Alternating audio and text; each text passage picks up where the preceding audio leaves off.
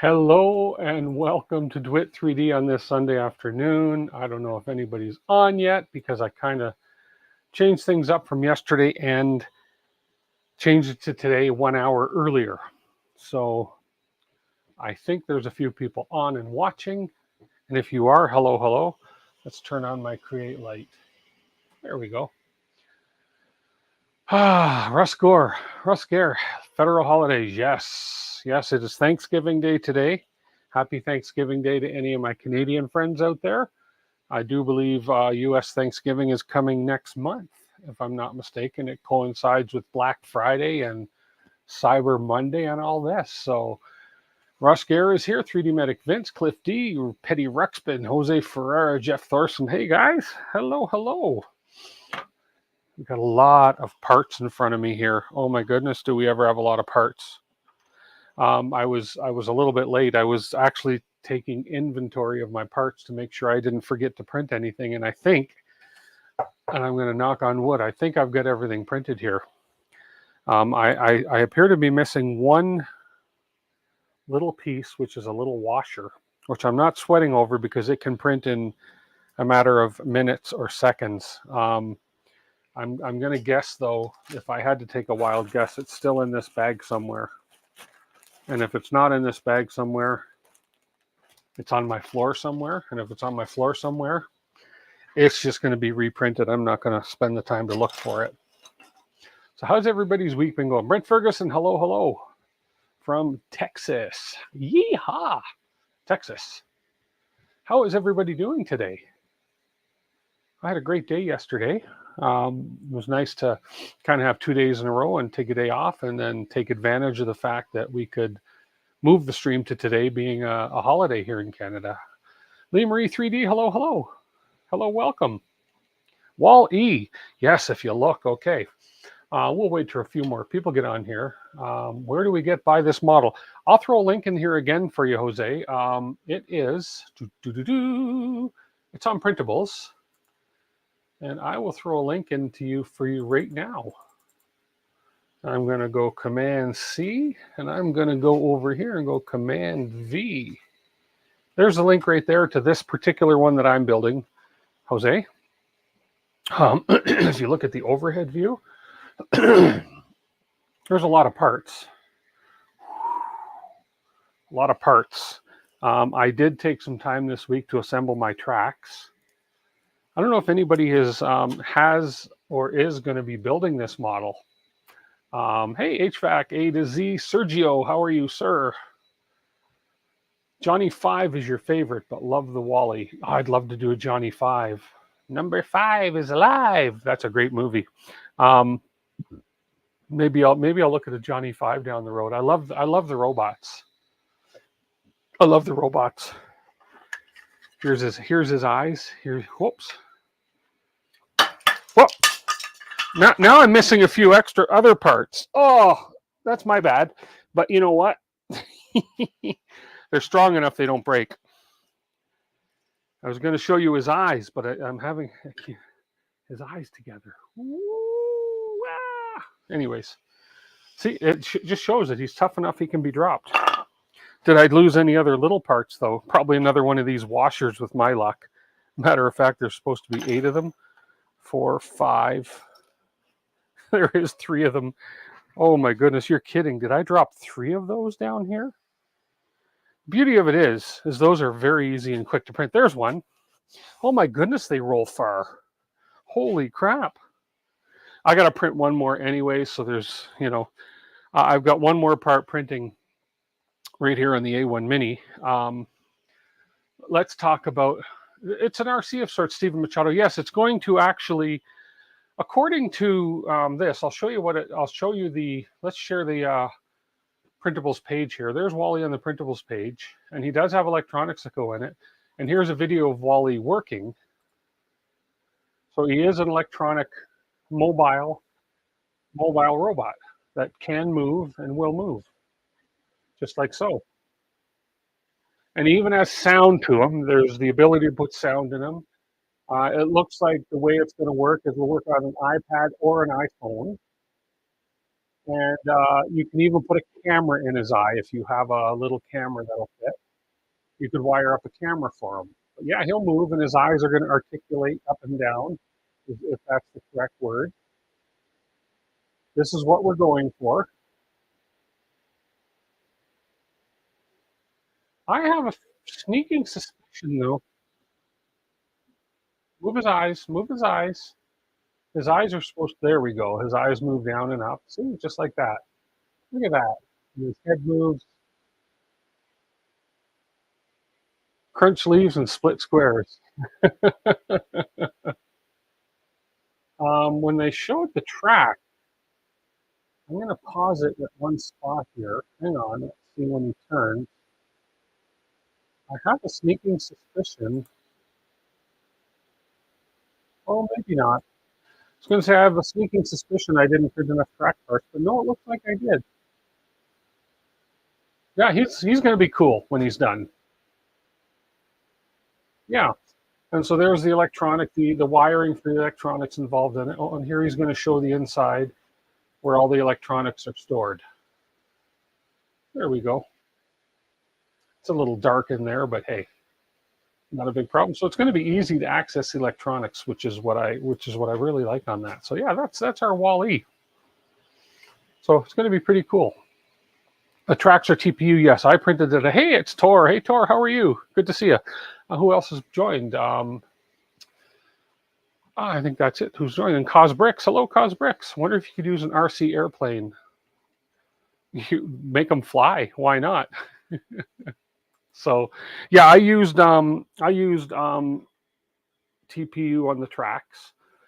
This particular TPU I used is Polymaker. This entire droid, and I'm going to say there's going to be a just us old guys. Hey, AZ Cowboy 1, how are you?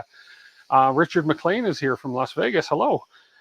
So if any of you build along, I did do one. Okay, let's first talk about my mistakes. Oh, there's another one of those little pieces I was missing. So there's 1, 2, 3, 4, 5, 6, 7. Yeah. So I'm still missing one. That's okay. Let's talk about my mistakes I made doing this project so far. And all I've done so far is print parts. Okay. So the obvious mistake is here's one of the wheel drive. Basically, it's what holds all the drive motors and gears for the wheels. And here's the other one. Anybody notice the problem here? What's going on? Yeah, you want to make sure that when you actually send the file to the printer that you're actually selecting the correct roll of filament. So we have one white, one gray, but I have another gray one printing as we speak, which has about 46 minutes left to print. So the white one is a souvenir. I am going to probably print a second Wall-E because problem is only two colors. Only two colors. Well, we'll paint. We're going to be doing, we actually got yellow, gray, black as far as this build goes. So that's mistake number one, which isn't a big deal. Okay, that's a fixable mistake. Just print another part. Mistake number two. Hey, Nick. Mistake number two. When you have a print on your P1P/P1S, any of your printers, and I don't have lights in that printer yet. Okay, that's the Bamboo P1P I have over here with the AMS. I don't have lights in the printer yet. And then you have family over on Thanksgiving for Thanksgiving dinner yesterday.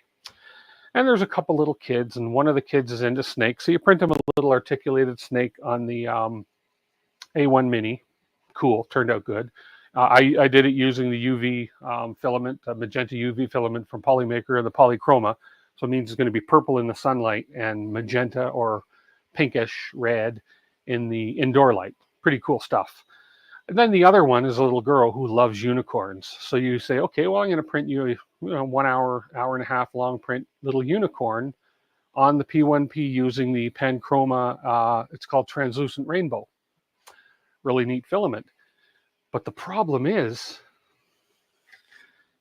if you forget to take the last print you did off of the P1P, which was the bottom of Wall-E's body, and you accidentally print the unicorn on top of your last print. Now, number one, dumb mistake, it's okay. But number two, it actually worked. Bamboo, before every print, probes your bed, does a bed mesh with something like 15 or 20, whatever it is, probe points, obviously didn't error out because as it detected this previous print on here, and yes, fused the unicorn nice and tight to my previous print. I'm just amazed that it worked. Like, it didn't error out or anything. It obviously did the mesh level. I said, okay, well, your bed's way higher in the middle, like, because we're speaking, what, a 5mm print here. And yes, good thing it was flat. And it actually probed and it worked and it started the print. And yeah, we have a little bit of droop where I should have had, say, support under here, but the friggin' thing finished the entire print. Look at that. So there's my little souvenir. When you that's not a mistake, it's an accessory. Yeah, so that's the little unicorn stand now that I can actually stay and say that, yeah, I just printed the little unicorn on a little stand. So anyways, that's one thing we try to avoid. And then my final mistake, which was kind of interesting, was, okay, we are going to print the drive gear wheels I printed these out of the Fiberon. And I printed these out of Fiberon PET CF17. So that's Fiberon PET G with a 17% carbon fiber fill. Okay, nice filament, had enough to do these.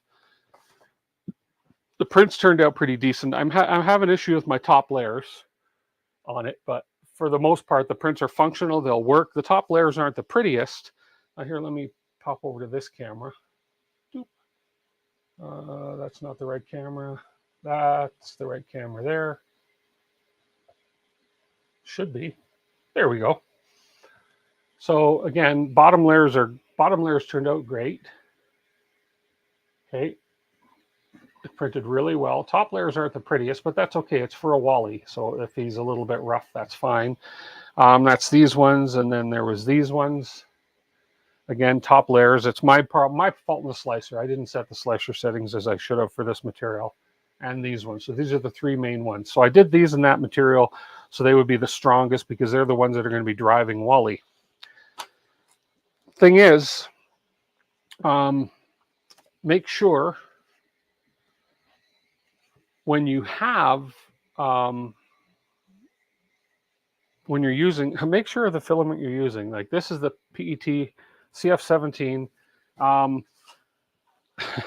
This used to have a high temperature build plate surface on it, and it kind of took it right off. It was cooled. It cooled for about 8 hours. And when I went to take these off the build plate, they were, even though I had sprayed my 3D lac on them, they were, let's just say that I fortunately didn't ruin the plate, but I did ruin the surface because I ended up peeling the whole surface right off. Fortunately, Bamboo sells these adhesive surfaces, so I can put that back on here. So I should have used a different interface between the filament and the bed, so I didn't damage the bed. But I did damage the bed, but that's okay. My parts came off and it worked. Richard McLean, we are printing the model. I put a link in it earlier. I put a link in chat earlier. I'll post it again. Here is the model we are printing. There's the link, and it is the model is the creator of the model is Mr. Prince on Printables right here.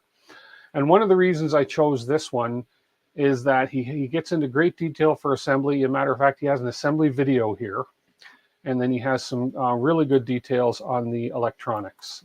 So there's all our servos that we need. There's 1, 2. Those are 2 motors, and then we have 6. Looks like 7 servos. Okay. And yeah, and then we have a few boards, and then he has all the detailed wiring for it. And so yeah, that's kind of one of the other reasons I chose, because it is very, he has made it very simple to follow his instructions.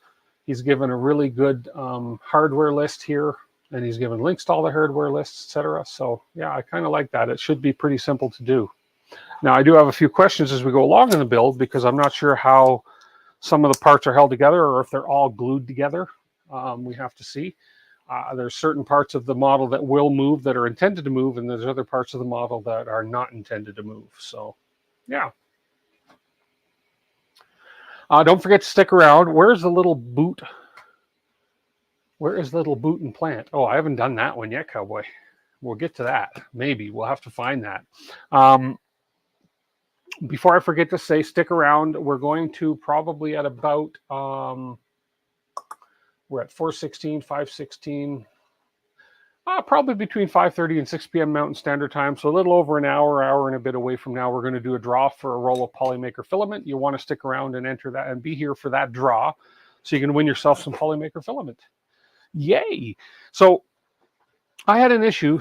If anybody's built this or is building along and you've gotten to the track stage for this build, I had an issue, and I'm going to show you the issue I had, just because in case you run into this, you might want to do what I've done, and I'll even share this tiny, tiny, tiny little model that I made. Let me switch to this camera again right here. There we go, my little bench camera. I think that's the one. Yeah, that's the camera that's on right there. Okay, perfect. I'm just going to move a couple parts over, and I'm going to move this camera a little bit closer. Camera went out. I got a loose power plug on this camera. Bear with me. There it is. Okay, so the idea behind these tracks is you need 70 little pieces of track like this. These are printed. There we go. These are printed out of Polymaker TPU 91, I believe is the one I got. I'll have to confirm. So they're nice and flexible. They printed beautifully. I printed them like 60 up on a sheet. And I've got more printed because I'm planning on building another Wally. So I got a lot of these things printed, and they don't take a lot of TPU up, very little. So, and then how these work is you have these. I believe you need to print like 140 or 150 of these little tiny little connectors. These are track connectors. Okay. So the way these work, you'll notice that on the bottom here, one of the slots, there we go, one of the slots, the top slot, is it the top one? Yeah, top slot, hard to see on the camera, but the top slot's a tiny bit shorter than the bottom slot. Now, I made the mistake when I first started putting them together. I didn't really bother orienting my little clips, but I don't think it really matters. But the idea is that on the clip itself, too, you can see that the bottom of the clip right there is a little longer. So this is meant to go in like this, and then it pulls in to that little gap there, just like so. Hopefully you can kind of see that. And then you put the bottom one in as well and orient it the correct way. Okay, bear with me here. So then there's the two little clips that go in, okay. Now the object here is that you take your other track. Okay, so you have some outer little nubs here and some inner little nubs here, so that you take your other track, and it's a little fiddly, but then you push the little piece in, and on the other one you push the little piece in. I'll show you the finished thing. So then when your tracks are joined, that's kind of what it looks like. Okay, so that's what it looks like right there. And then you continue by taking your other little piece. Okay, you put the other little piece in here. Okay, you take your other little piece. It's really neat because the other droids that I've built involve using a bunch of pins all over the place, which is fine. But this is a pretty neat thing too. But I found one flaw in this. You take your other little piece here, your other one here. And again, you take your little piece of track. You pop these in the same holes and you fiddle with it a little bit, and there you go. You have 3 pieces of track together. Okay, and you do that for 35 pieces of track for each side of the build. Okay, problem is, and here I'll show you the problem, is as you get going with this, if you happen to move it around a little bit, watch what's going to happen if I move it around a little bit. Here, it'll be easier to see on this camera again. If I see what just happened? If I move it a little bit, just a little bit, what happens is that these pins, it lifts and moves, and what happens is these pins come back together. It's actually worse when you have more pieces put together, like when you have 5 or 10 pieces put together. It's actually worse. So what I came up with, I said, this is crazy, this is frustrating, because the tracks just kept falling apart on me every time I go to move them or put them down, or if I jiggled a little bit, the tracks would fall apart. So what I did, let me put another track in here. and show you what I did. And these are the fiddliest parts so far, is getting all these tracks together. But hey, once you get the hang of doing this, it's real easy. So I went ahead on Friday, I think it was, or Thursday, whenever, it doesn't matter. So I went ahead in Fusion 360 and I designed, this is very tiny, I designed a little piece. I'm hoping I can show you this piece that looks like this. Now let me put it on the tip of my finger. So you can see it's got a little bit of a very, very, very little ledge on it. You can see the top there where the little ledge is there, okay? And so there's a little bit of a lip here on this part here. And this basically is designed that there's a little gap. There's a little gap right in there where the two connectors join and you put it into the track. This is designed to go, the little ledge goes down, slides in like this, and then you bend and you push the other little guy in like that. And then what that little piece does is it prevents those two pieces from coming together and falling out of the, so you see the top ones, if I push the top ones together and fiddle a little bit, boom, comes right out, okay? And same on this one, the top one separated. But you'll notice, if I get rid of these, you'll notice that these two little pins didn't come out at all because of that little plug I put in. So it was a little tedious, but on the inside of the tracks I made, you'll see that I put those little plugs in everywhere so that I can move this track around and shake it and it doesn't come apart. It should not, it would not, because they actually sit nice and flat in there.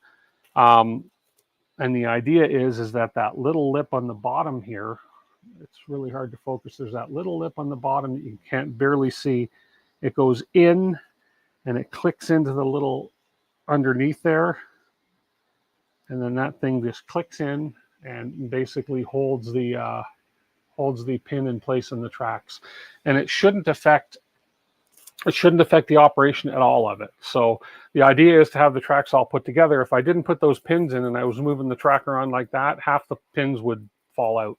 So that's just my little fix for it. So I'll probably end up posting that or putting that little fix up on Printables or something like that on the Printables site as a little add-on to this. And believe me, I printed a bed of, I think, 200 or 300 of these things on the A1 Mini, and it only took just over an hour to print them, and I've got tons of them. So I've got lots of extras for the next build that I do. So that's my little tip for doing the tracks that I found. You know, it's again, you have a frustration and you find a solution to it. So yeah, this bag here is full of the pins and the,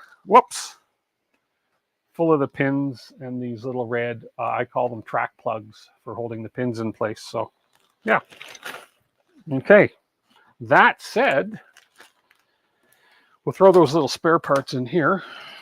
I think I dropped a pin or two, but that's okay. I probably have enough parts on my studio floor to, no, I did the pins in PLA, Jose. Yeah, I did those pins in PLA. So, yeah. Okay, so let's have a look and see. Well, it looks like we're almost done on that part. But let's have a look and see what the first steps in the assembly are, and we'll see if we can start. Oh, actually, I got one more piece here. Who was it last week that told me about these different kind of tree supports, and they were called, I forget what they're called. Man, that's such a time saver, because here's a piece that here's one of the pieces that needed support. And you can see that it needed a fair bit of support along that one side. It printed with this side down like this. And it did a bunch of support along that one side and a bunch of support inside here, okay? But with the tree support set the way that it was recommended to me, I don't remember who recommended it, but they were set at, let's just have a peek here. If I go to supports, and I used auto tree supports, there we are. But it was called, instead of default style, they were, my computer is so slow right now.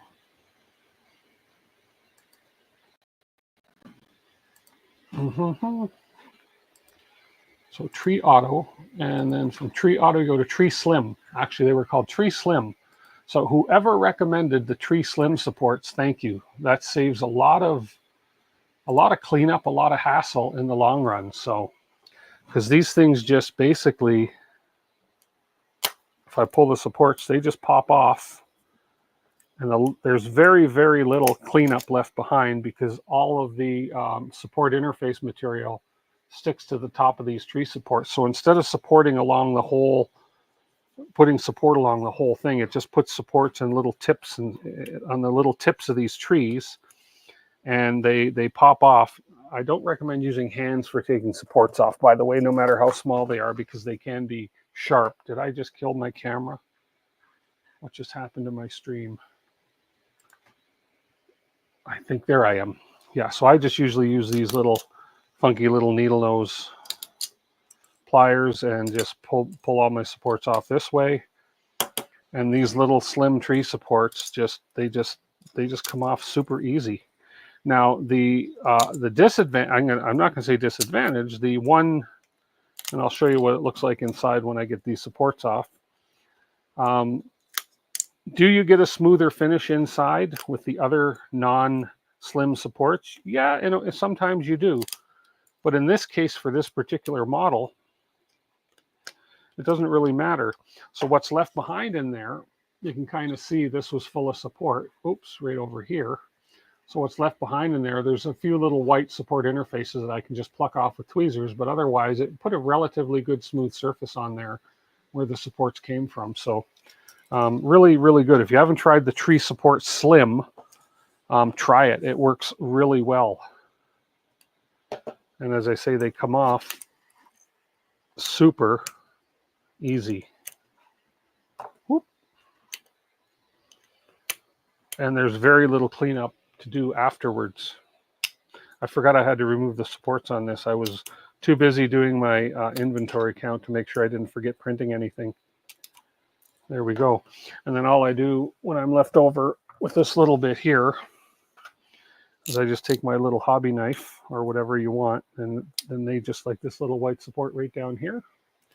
That just plucks right off. I just tell it, pluck off support, and it just plucks. See, these ones here will just lift off with fingers for the most part. And this is actually using the bamboo support material with the Polymaker PLA, and it works just perfectly fine. And you just have to get them in the right spot, and these little supports will all eventually just fall off. So there we go.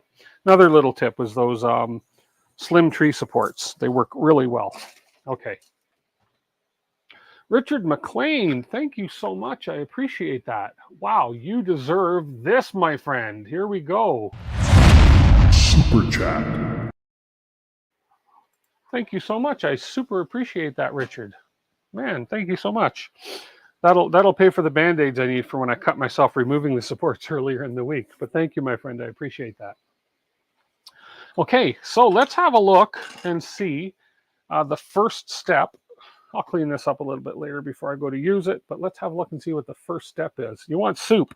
I didn't have any soup. I haven't had soup in a while, actually. I had some ham and turkey and sweet potato and corn today. So that was my sort of my lunch today, and then I'm going to have a little bit of dinner after the stream. So I need to find which window. There's the window there. So here's what we're going to do. So this is what I'm going to do to follow for assembly. Let's go to the display. And so for the assembly, for the first part, they're saying repeat times 2 because this is going to be the arm. And of course, Wally has 2 arms.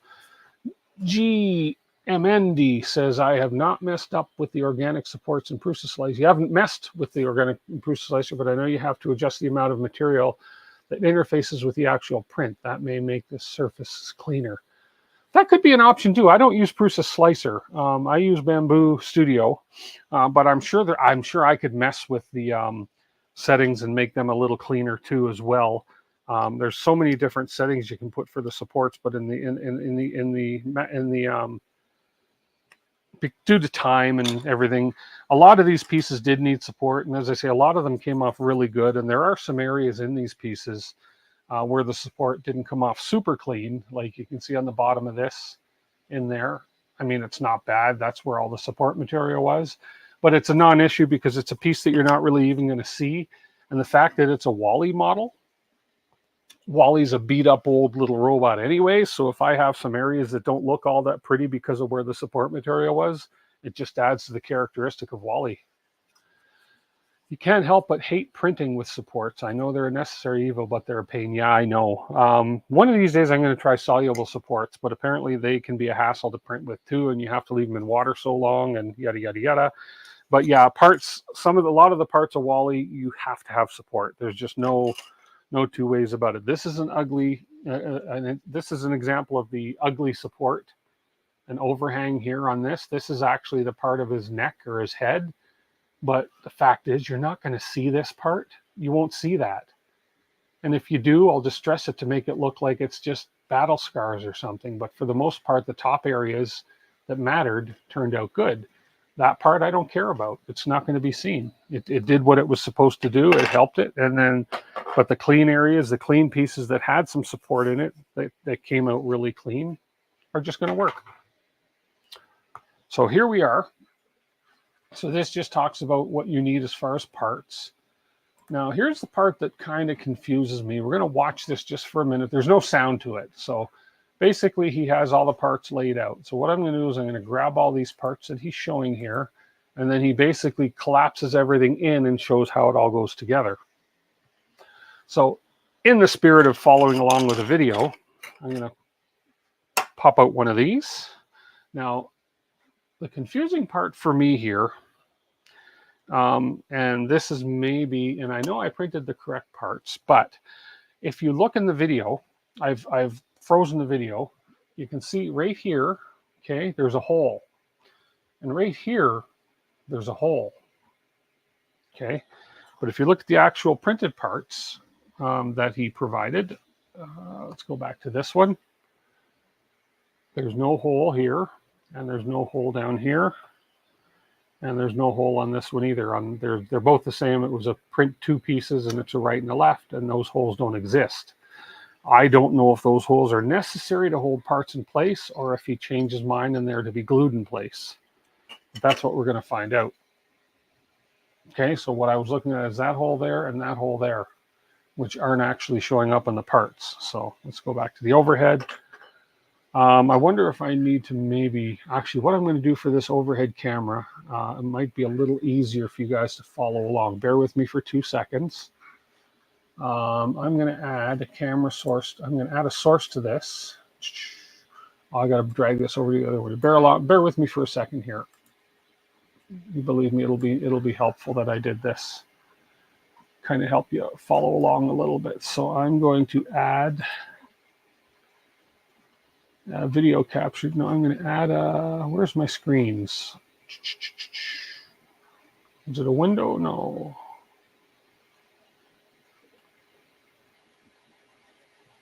Oh, there we are. I'm going to add this, and okay, there we go. And I'm going to just basically shrink this a bit and put this down here. There we go. I think I can work with that. Okay, so I'm just going to have that there so you can kind of see what I'm working with as well. Give the parts to the grandkids, take outside, roll them in the dirt a bit. That's a good idea. I don't have grandkids, but that's a great idea. Okay, so we're going to start with this piece in this orientation. We have one of the fingers. Actually, first of all, then we have an arm piston, which is right here. Okay, we have one of these. Is there a right and a left to this? These are both the same. So we have this piece that is going like this. Okay. For supports. Oh, okay. Possibly. And then we have a top finger. It's going like this. Then we have a bottom finger that is going to go like this. Then we have a middle finger. I'm going to give all you guys a middle finger here. Here you go. Giving you guys the middle finger. Okay. Then we have this guy here, like that. And we have the little cap, which is right here. Then we have a pin to go through these, which I believe is this one here. Is it the short one or the long one? That's the, I get, these pins are going to be a mix. I'm going to bring them both in just to have both possibilities here. Do not read above comment. I can't help. Oh, huh? No, read above. Oh, give the parts of the grandkids, take outside and roll them in the dirt a bit for supports. I must have missed something, Sergio.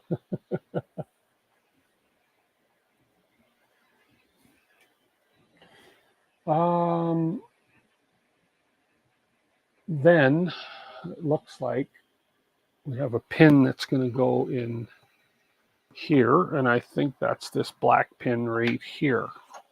So if I play the video, so we're going to put the middle finger in that piece, bring the pin up, bring the top or lower finger down, and we're going to obviously lower the fingers onto the piece. Boom and boom. Okay, let's pause that. Let's go ahead and do that. So we got this guy here. We're going to bring, that's obviously not the right pin. That's too skinny. Let's see. Oh no, that's got to be the right pin. Okay, so we put the middle finger. The orientation of the middle finger was, let's back that up a hair. Okay, so the middle finger orientation was like this. We bring the pin up through. We bring the top finger like so. Bring the bottom finger like so. So we have Wally's hand, basically. Here, we'll show you on here. So basically we have the hand. There's the finger movement. I don't think these things actually move. And now I'm just not sure if I have the correct pin in here because I had a longer version of the pin as well. So I need to see at the end of the video, or where I pause it, if those pins are sticking out or if they're not sticking out. So let's just see what happens here. And they are very barely sticking out. So if I exchange this pin for the longer one,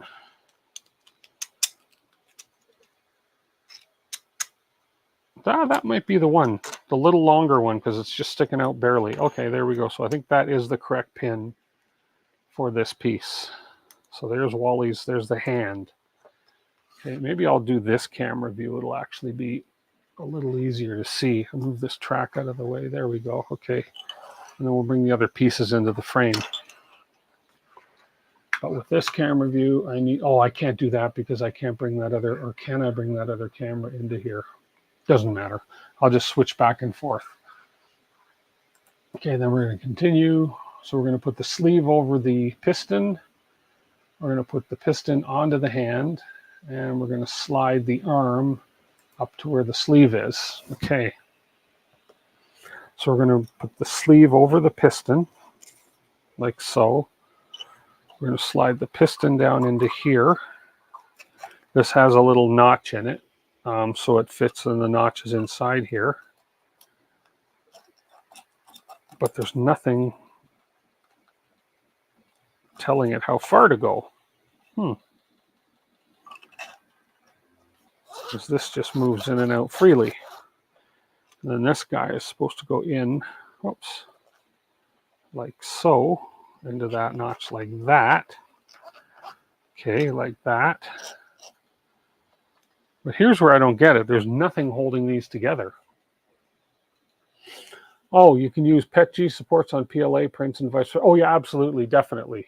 Yeah. Yeah, I've done that before actually, and that works extremely well.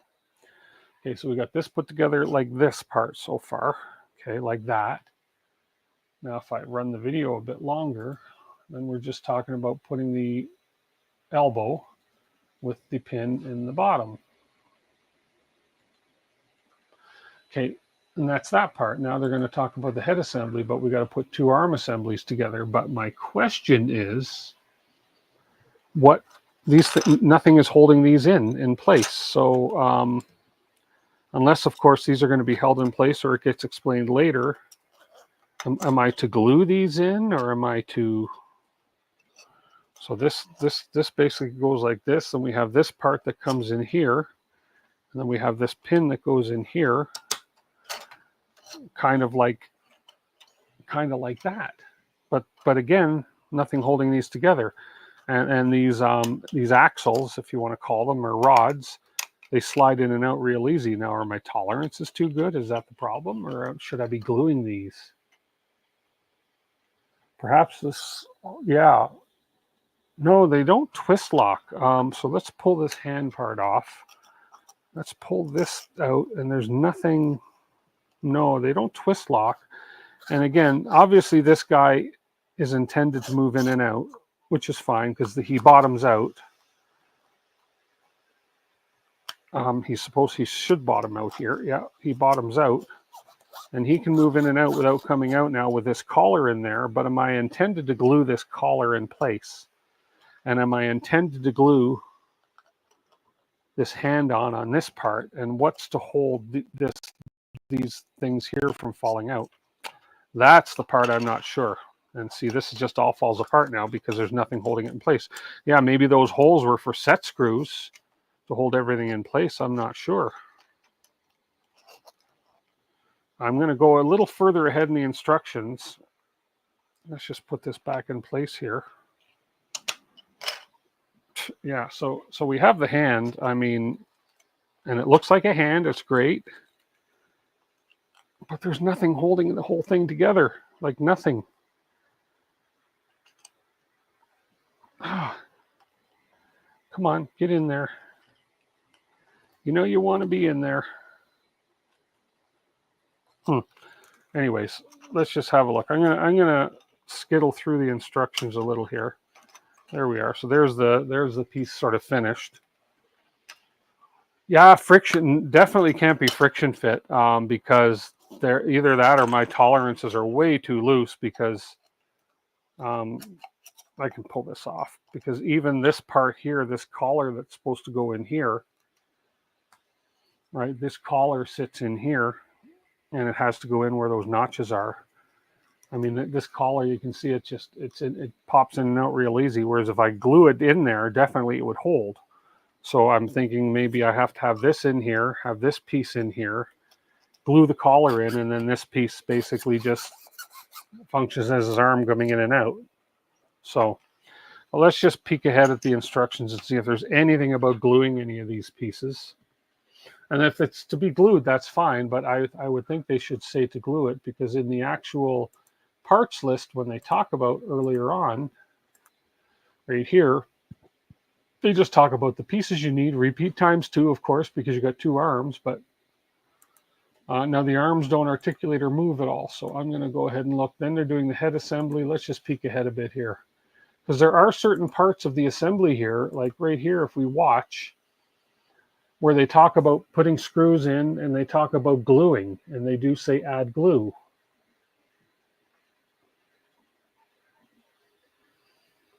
You know, let's just watch what they say here. Somewhere along here, I'm sure they suggested glue.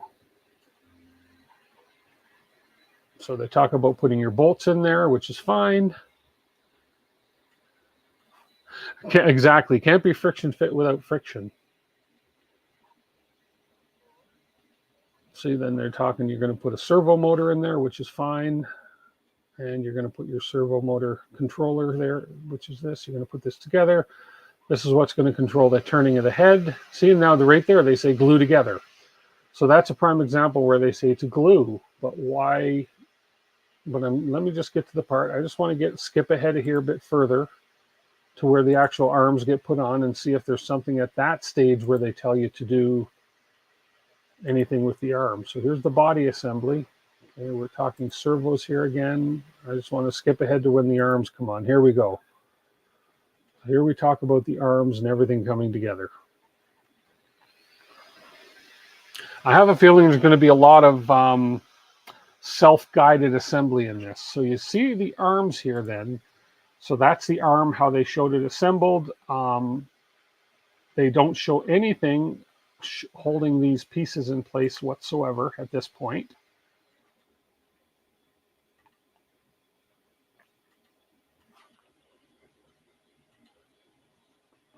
They talk about bolting here.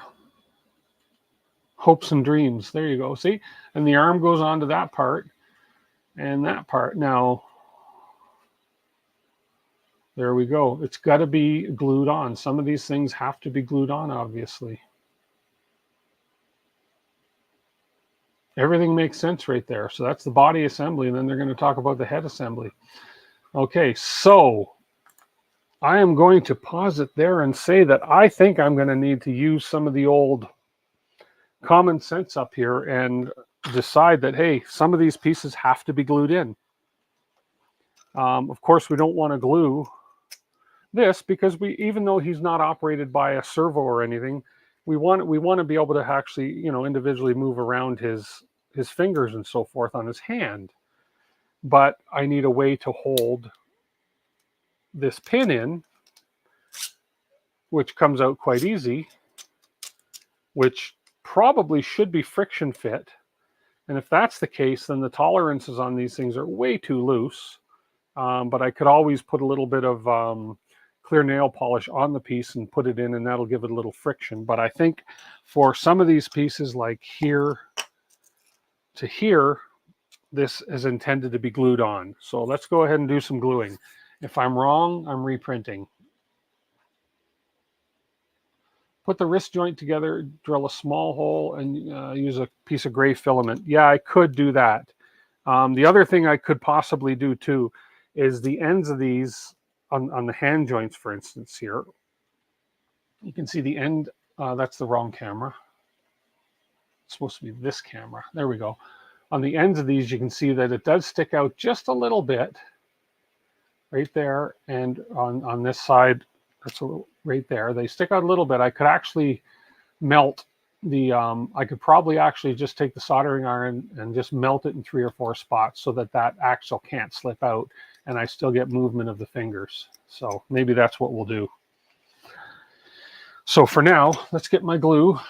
We have our activator and we have our glue.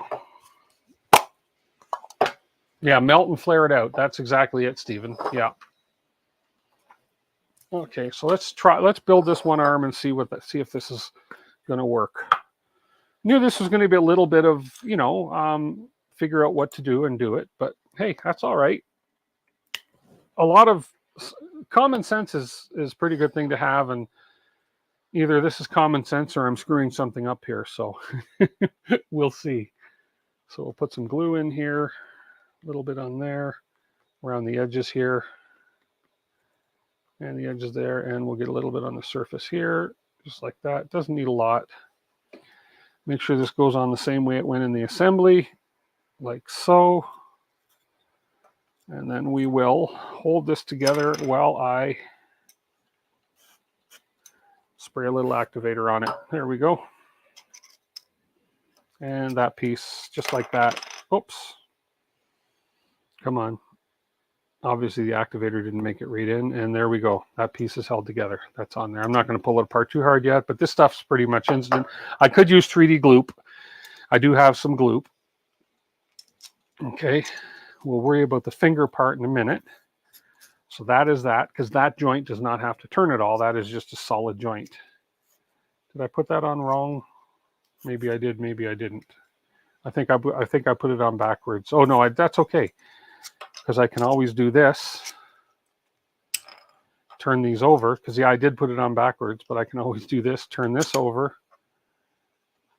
Bring this guy in, and this guy in. Whoops. There we go. Now it's not on backwards anymore. So that is correct. Okay, so let's worry about this part in a minute.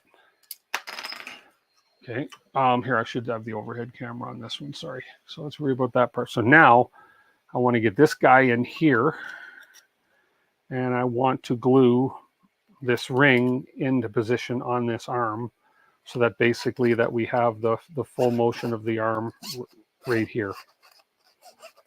Like that. Okay, so I am going to, this is tricky because there's just a little bit of a surface area to put the glue on here. Plastic rivet. And I want to make sure I don't spill the glue because I do want to maintain that motion on this arm. Yeah, you guys can go ahead and be dirty about that if you want. Okay, so there's that little piece there. And we'll roll that over. Who's taking bets on whether or not I glue my fingers to the model? Okay, we'll put this in. We'll put this piece in like so, and then we will give it a little activator. There we go. Now we have this piece like this, so his arm can come in and out. And again, there's no mechanics, there's no motors that are going to do this. This is just you put his arm out, I guess, whatever length you want. Okay, so that's in there really well. Okay, so that's that part. So now this part in the back was, where's that little piece right here? This is the part that obviously hooks onto that servo on the body that we saw there.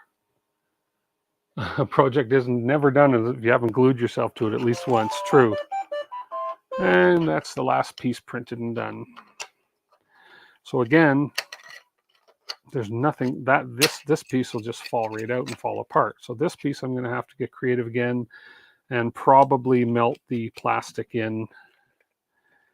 Just do a little bit of melting on this plastic. I'm sure that's the right piece that I printed. It has to be.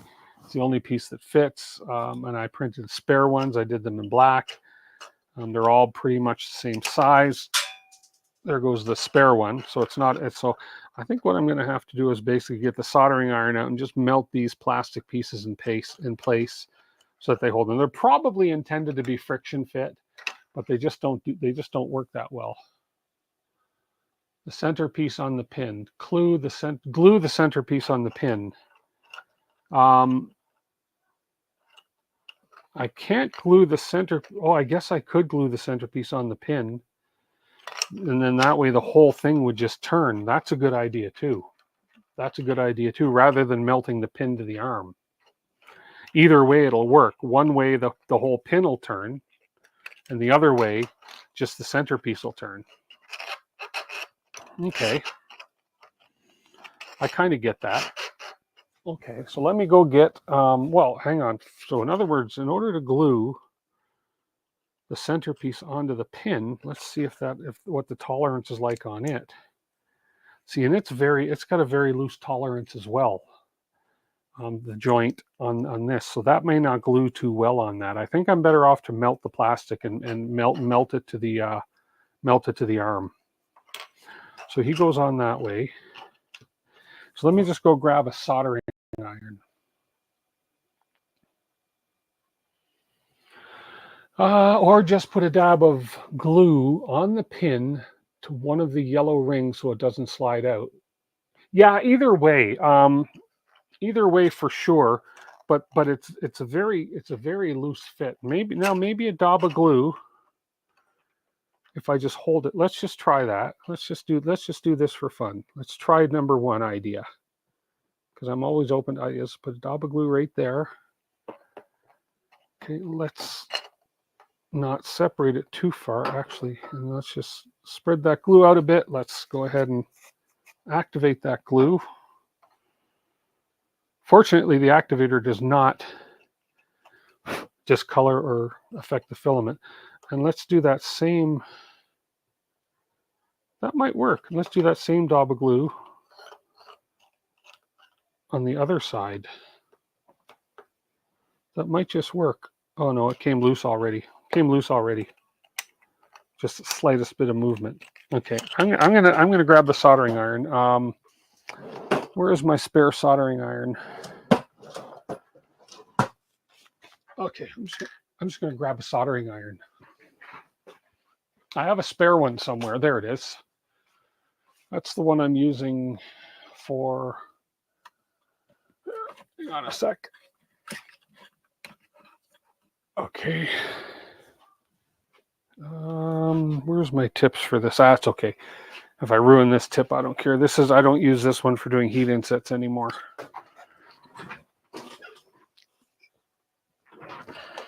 Let's plug. Oh, that's a USB. You ever try to plug a plug into a USB outlet? Doesn't work so well. When you have two USB outlets together and you have your glasses on and you're not focused properly and you try to plug your plug in, forget it. Let's not go there. We'll turn this heat right up. Good soldering iron. The temperature handle just broke off. Well, that's what you get for spending $9 on Amazon for a soldering iron. Okay. Let's just get this heated up. Okay. So now I'm just going to take, it's the only way I can see. Actually, I'm going to take this pin and give me 1 second. Where'd that one fall to? Grab my spare one. I kind of messed that one up with glue. Okay, here we go. So we go this way. This went this way. Pin in. And I'm going to attempt to meld.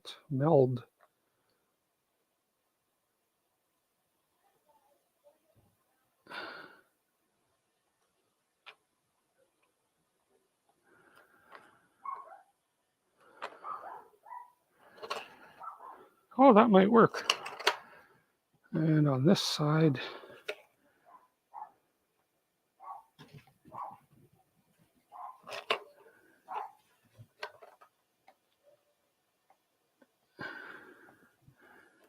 oh, that's hot on the hand. And it stinks like crap, but it worked. It worked. The arm, we got the movement in the arm and the pin. It's not pretty, but I don't care. Again, it's Wally. And the pin is actually melted into place. Okay, let me turn this off before I stink myself out. Well, actually, I got to do it again for the other pin, don't I? Whew.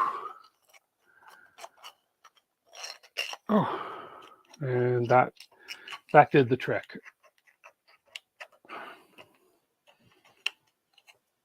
And I can't push that out. Okay, where's the hand? I'm going to put the hand together. Let's just leave this on. I need to find a place to put this so I don't melt anything or burn myself. This is, there we go. Okay. So now, I thought I had the hand parts all right here. So now we need this pin. Where's our middle finger? There's the middle finger. So that guy, make sure we get this right. I'm just going to go back in the video here for a second. And there. So the middle finger goes on like so. This goes in. This one goes on like that. No, I got the middle finger on backwards. He goes like that. Got to make sure you get these fingers on properly, or you're going to be kind of hooped. And then this guy goes on like that. But use the proper.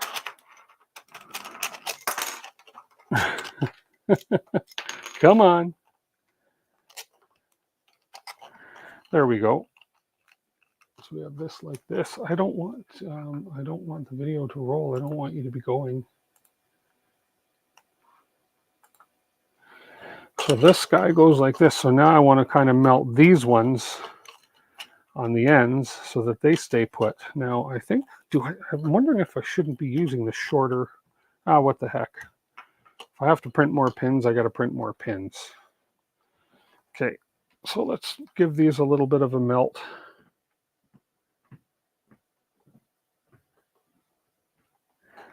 Just like that.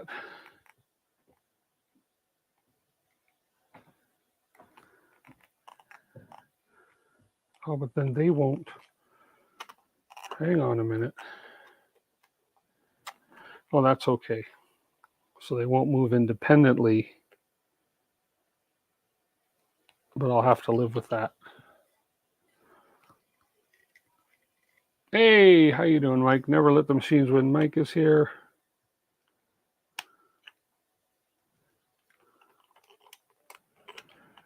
Okay, we're going to let this heat up again a bit.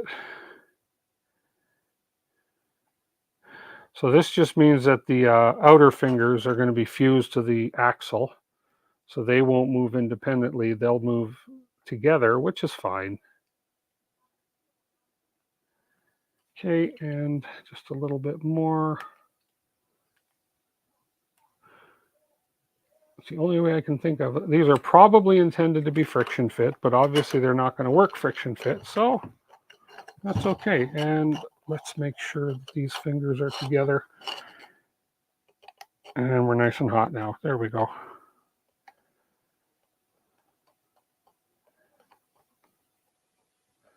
Just like painting with melted plastic here a little bit.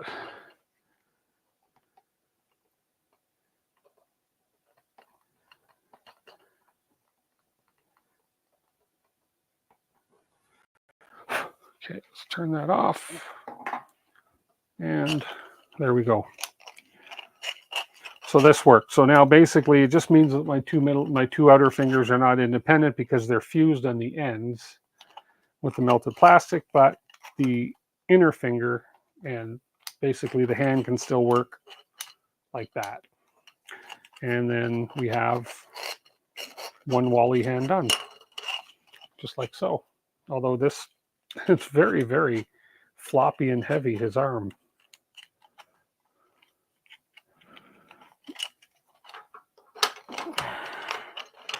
And I got this one on. That's on the correct way. Yep. So we should be. There's one arm. Just not happy with the way that goes together, but you got to do whatever it takes to make it work, right?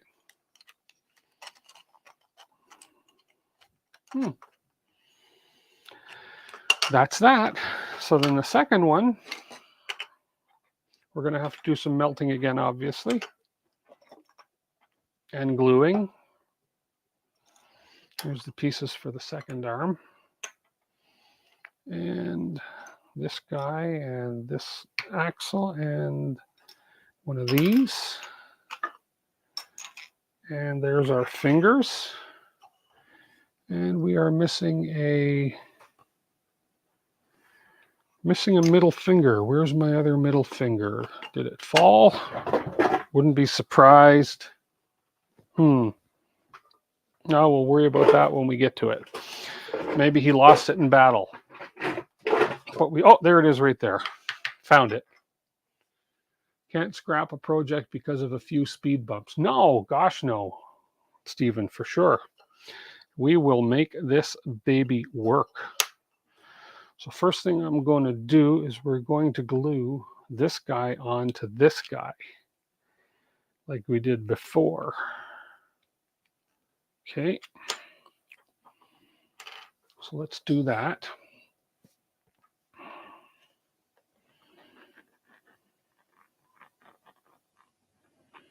Okay. I think I'm going to do it the easy way this time and spray the activator on the piece that's going in. And then we will go boom, and it becomes instant bond. Instant bond. That's that one. But we didn't want to do that, did we? Is it too late? I screwed up. I screwed up. Oh, come on. Oh, I screwed up.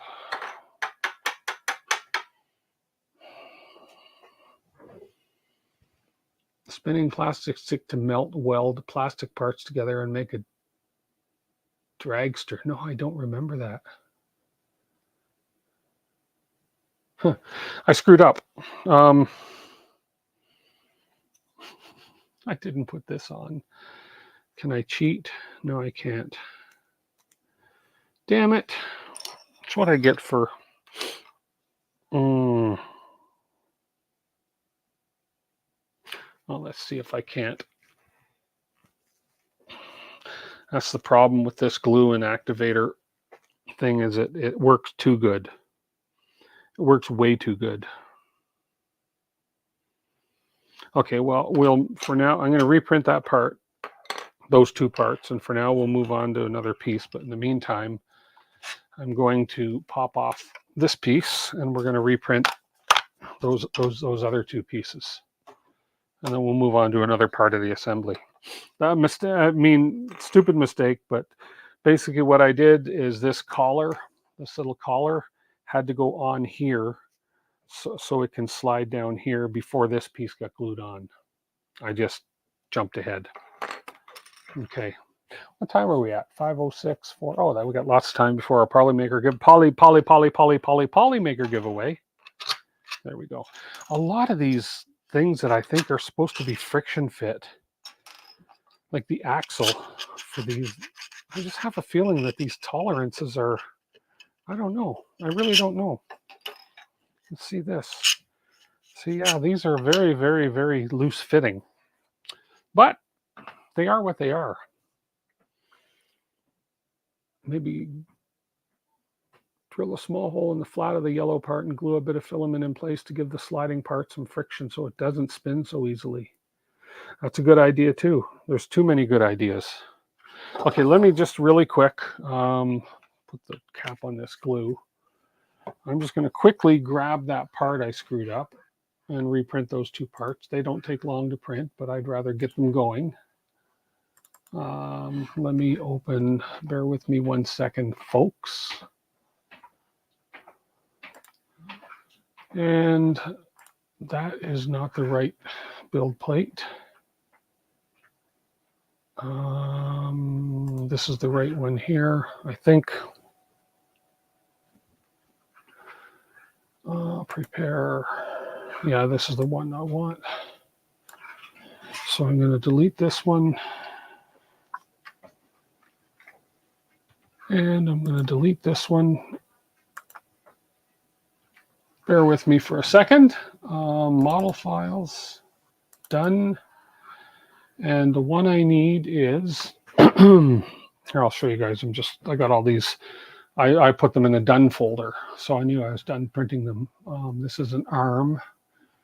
It's an arm piston. I need one of these, so I'm going to drag that over.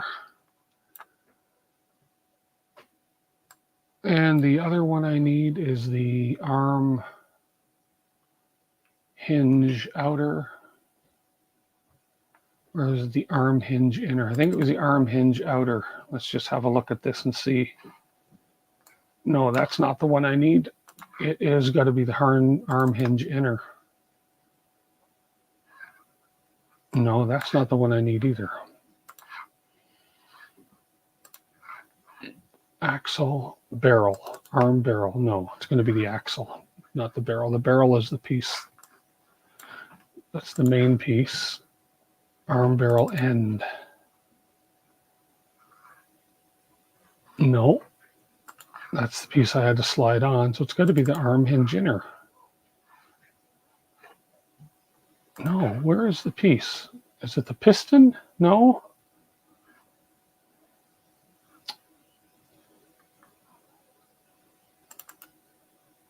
Or is it a hand? Maybe it's a hand piece I'm looking for. Yeah, it's got to be a hand piece I'm looking for. Sorry. Hand, axle, hand finger, hand bracket. That's got to be the one, the hand bracket. That's the piece I need. Okay. So we'll just pop that over here. Okay. We'll make sure I print it in the right color filament this time. Select all.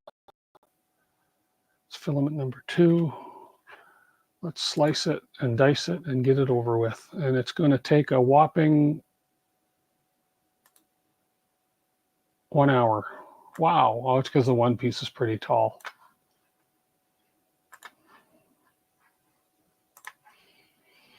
Okay. And I'm back. I could redot. Since I'm doing gray, I could redo the track part. Which track part? Which track part? What track part did I screw up?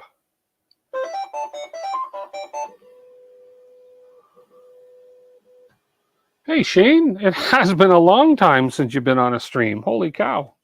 How you doing? Okay, we are building a Wally. Not that the title didn't give it away, but hey. Okay, so with that down, let's see what the next step was after the arms, because I screwed that arm up. Duh, don't do what I did, people. Make sure you put all the pieces in before you use glue that's next to impossible to get apart. Oh well. Let's keep him in the Hall of Shame. Oh, the one I did in white, I already did do it. It was printing while I was talking about it right there. So there's the two gray pieces and the white one that I screwed up. Actually, the white one can go and recycle. But yeah, I already did it. Thank you though for mentioning that. It is already done. Okay, so if we go back to the video, let's go to the display. So after the arm, we are talking about assembling the eyes and the head. Now I don't have lenses. If I don't glue any parts in, I'm okay. I could probably take the eyes apart. So we need the head center axle, head center, head back. Okay, we got all the parts printed. Let's go ahead and see what's going on here, and we'll see what we can do. Okay, let's pause her here. Which kind of servo did that need? I gotta grab my servos and see if I have one. This needed it just says 2 servo motors. It doesn't say which brand of servo motors, but I'm pretty sure all the servos in this thing are the same. Okay, so I need my eyes. So where's my overhead here? There we go. The overhead has the image on it too. So I got my eyes. I need my eye doomer thingies here. These eye doomer thingies. And I need these eye doomer thingies. Okay, here. And then I need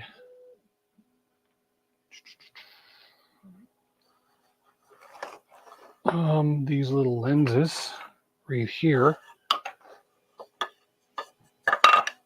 So let's look at the way they've got these positioned.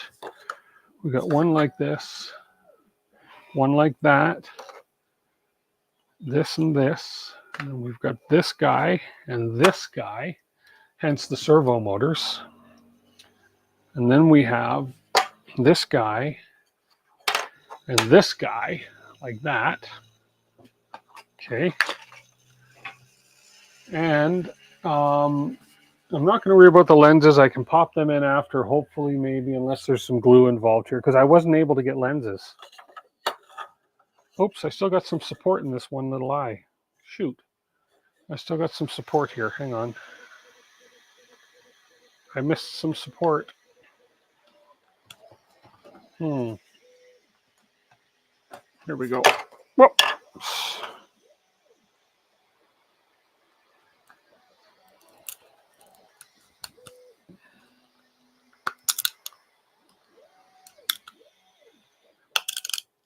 Oh, my eye's breaking. Easy on removing the support, buddy. Easy, easy. I don't want to have to reprint. Oh, my eye. I'm going to have to glue my eye.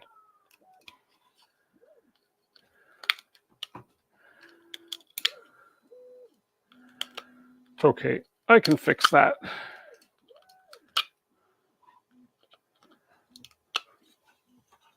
Wow, that didn't come apart so easy. Okay. But we don't give up on parts just because I break them. I'm just going to get the rest of the support material out of here.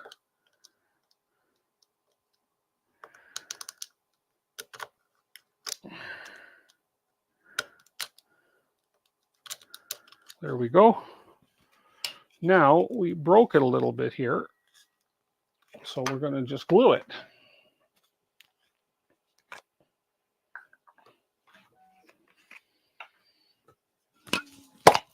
Gotta love my glue. Oh, there's still a little piece of support in there.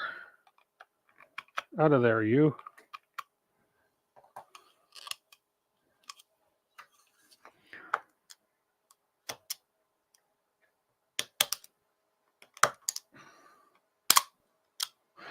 There we go. Okay.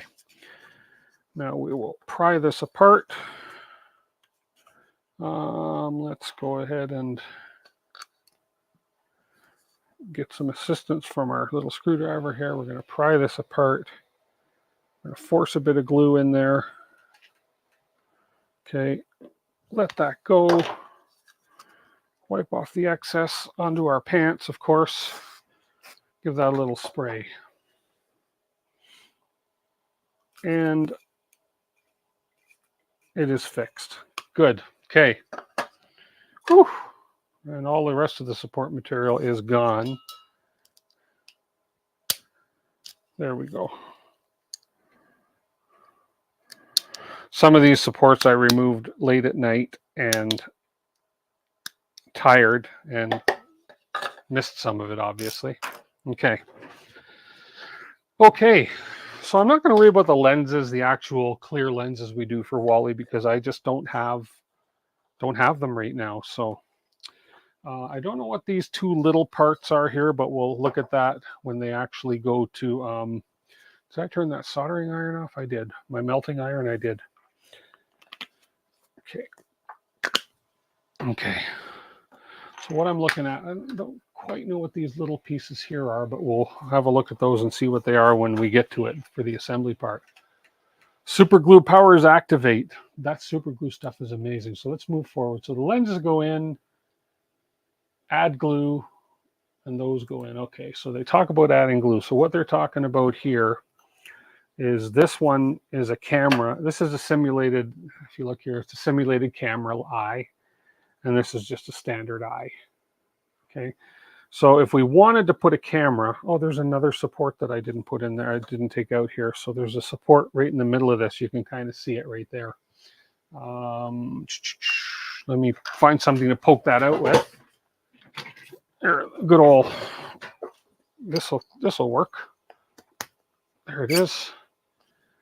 And let's get, there we go. Pop that support right out. I just popped his eye out. Oh, Wally, I'm sorry. Thought I got all the supports, folks. My bad.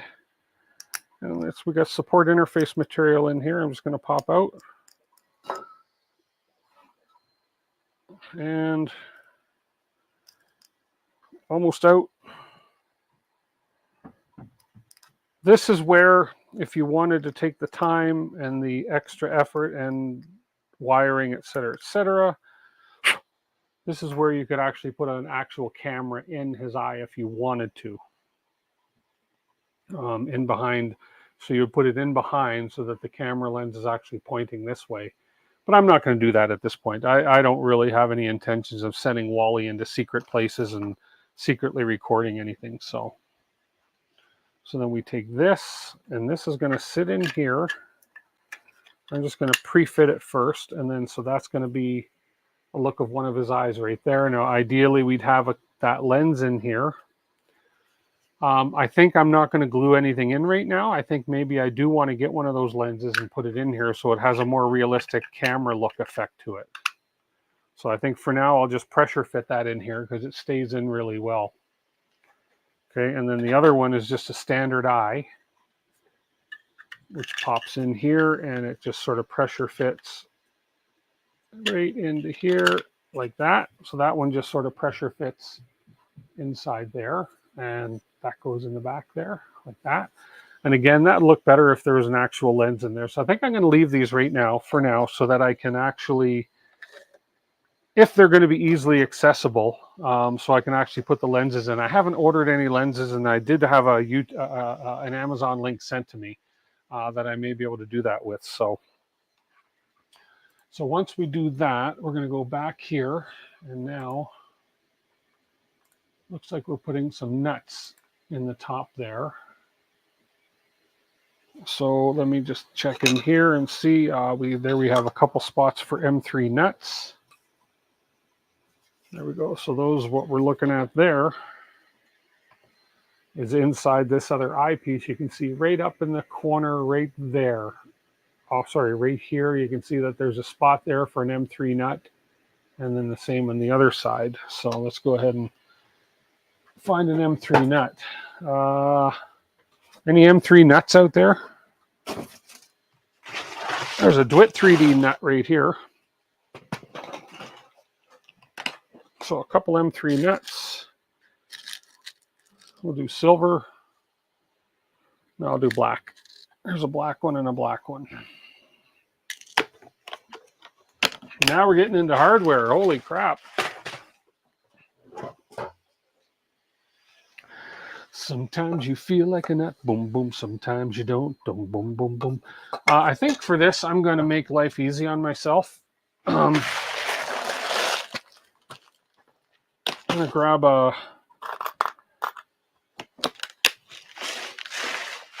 40 millimeter M3. Whoops. And I'm just going to basically do the old, where is it? Right here. I'm going to do the old pull the nut through trick type thing. I gotta have to give that hole a bit better clearance. 3 millimeter. I believe this is the one. Let's just see. Yeah, that's the one. So I'm just going to give that hole a bit of clearance. Okay.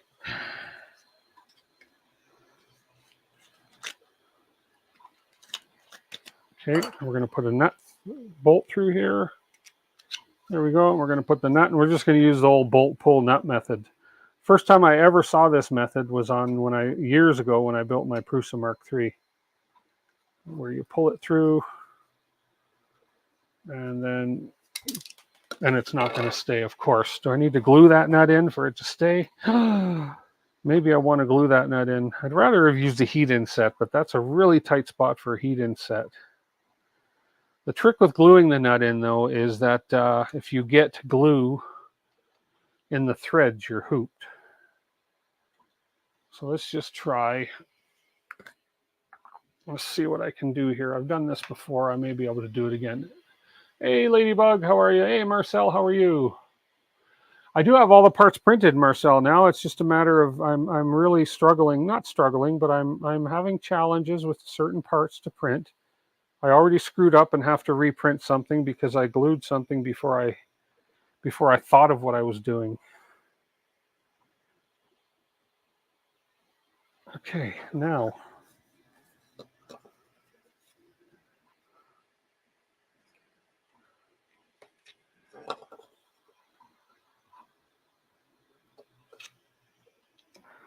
Okay, let's glue that. Let's get that in there, and let's get some activator. And I think that nut might stay in place. Let's test it.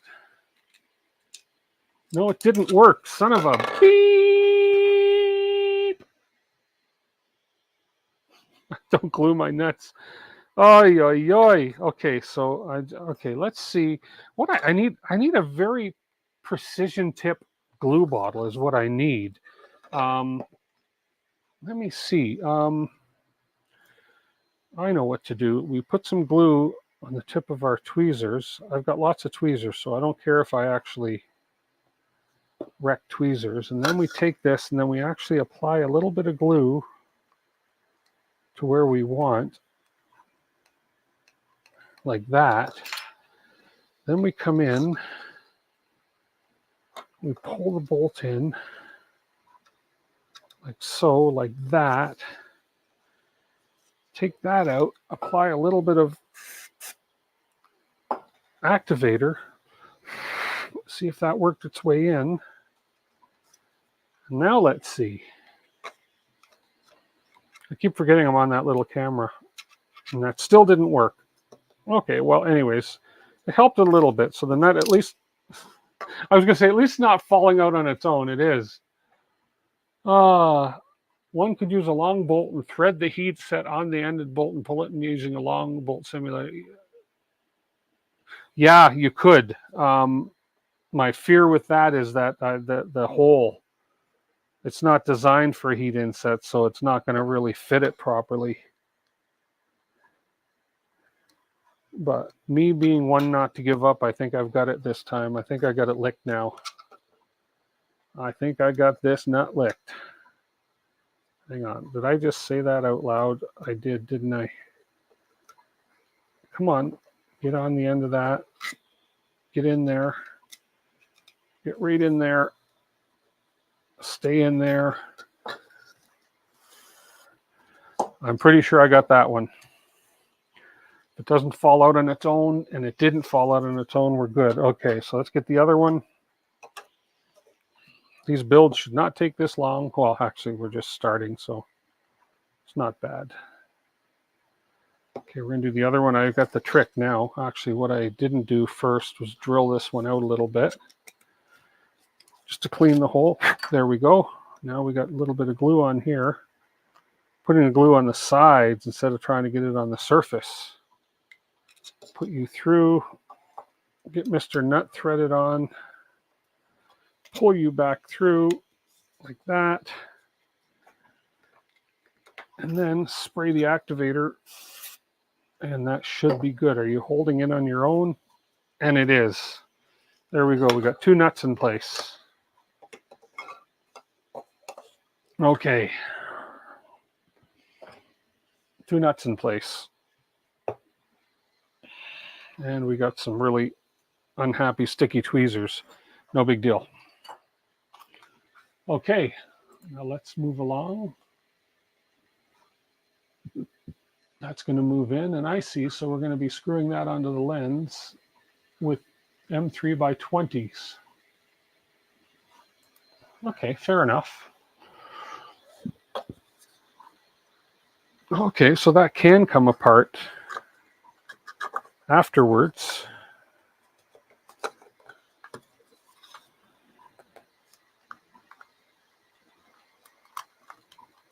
Should it fit together? Do I have the right? Oh yeah, I have them going the right way around.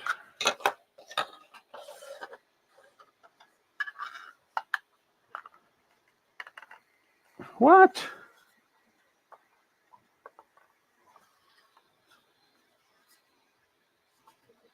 There is no way. There is no way this is going to fit. Hang on. Oh, maybe hang on. What the heck?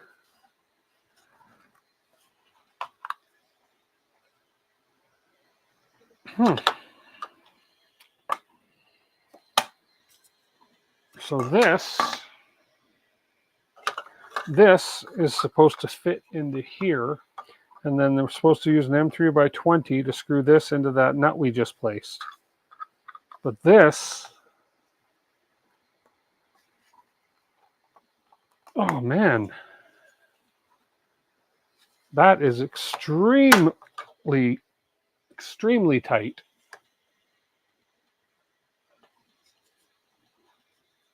That's what you just said with your print. It didn't go in. Oh, did you say that, Jeff? Your print didn't go in either? What'd you end up doing? Did you have to print one in a smaller size? Sorry, I missed that in the chat.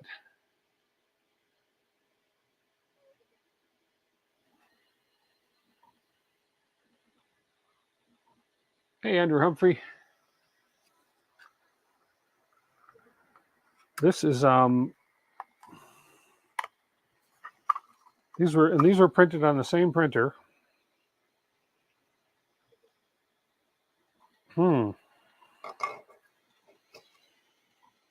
It's not like, okay, well let me grab my where's my doomer thingy tool here. Not that this is going to make a difference, but let me go around the edge.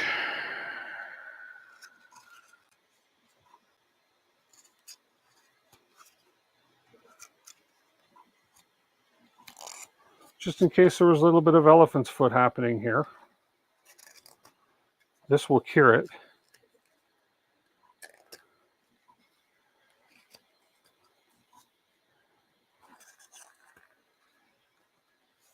Okay. I mean, I wouldn't even call it elephant's foot. I'd say the first layer squish.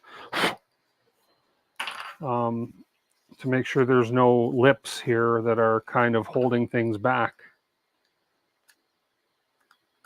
This is a really handy tool to have. Hey, 3D&T Printing. Hello. Did you email me last week, 3D&T Printing? I didn't. I don't recall receiving an email from you this week. Okay. Let's see if that helped at all. Oh, there we go. That did help. Okay, that helped.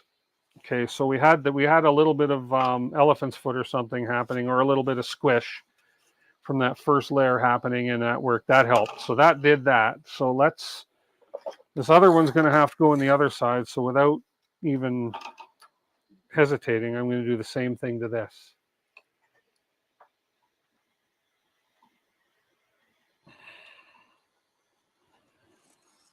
So we're just gonna slice off some excess edging.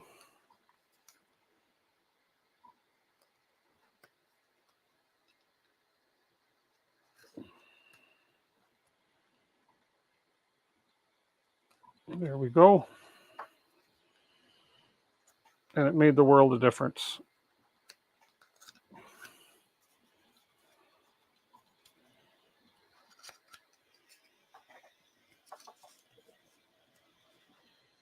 You don't believe you did. He said, pay it forward. Okay, well, I will see. I'll talk to my community manager, and thank you very much. And I'll see if next week he will let me do 2. I don't want to do 2 without permission. But if he says it's okay because you want to pay it forward, I'm sure that I'll be able to do 2 draws next Sunday. Well, thank you very much for that.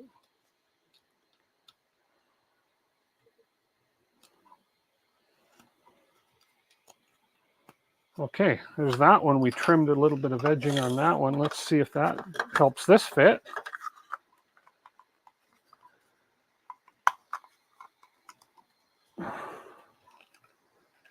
And it's still pretty tight, but there we go. Got it in. Got it in. Okay, so now we needed to get M3 by 20s. Let's see what I got here. M3 by 20s. I do have some. 2 of them right here. Oh, we want socket heads. There we go.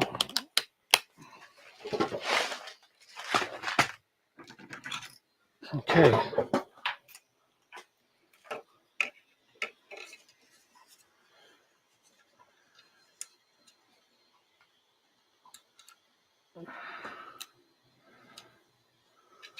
Oh, sure, and that nut. And the nut came out, of course. Okay, I'd like to see heat insets in place there. See if I can get this in and actually get that nut to squeeze.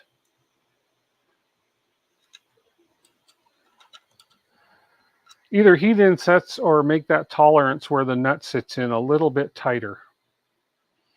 But I think I might have it okay here. I think I've got it, as long as I don't push too hard on this. There we go. Yeah, that stayed in place there. Okay. So there's just a few things to watch out for. See how this one goes.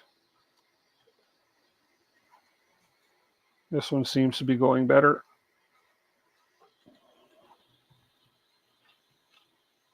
Ouch. And that one went better. Okay, so those are in place. Okay, those are better. Let's go ahead, get these in the right orientation. There we go. Okay, again, I'm still able to actually, just by removing these 2 screws, pop the eyes out if I want to put the lenses in, because I didn't glue those pieces in that I just poked out. My goodness, sometimes I shake my head at myself. Why will you not stay in there all of a sudden?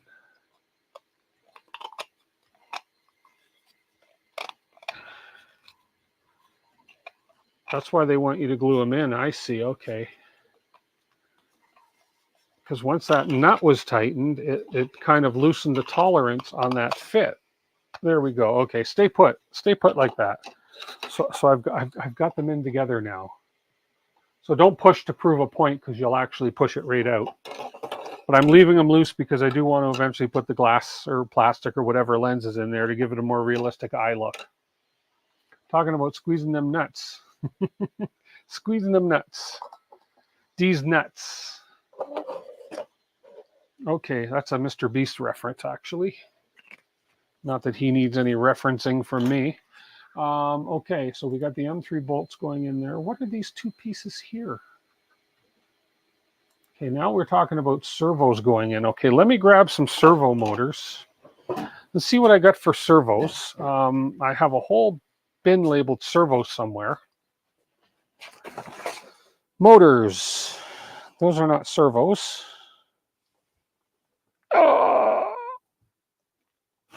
Robot parts. Speed controllers. Arduino LED controllers. Where's my servos? Where are my servos? Bear with me, guys.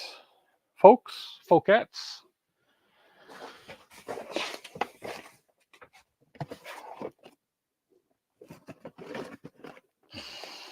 Well, let's just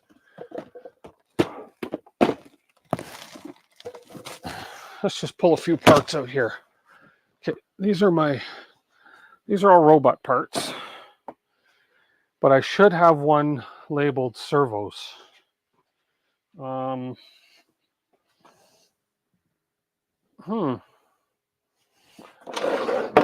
Wire electronics, LEDs. Where the heck is my servo bin? Huh? Tell me.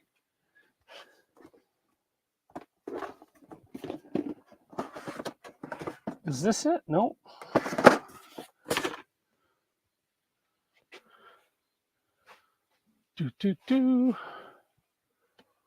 Well, let me check in one of these and see if I actually have servos. As a matter of fact, I'm going to take a break for a minute. One thing about live streaming is that I just gotta I really gotta go. So give me 1 second for a 30-second quick break. I'll be right back.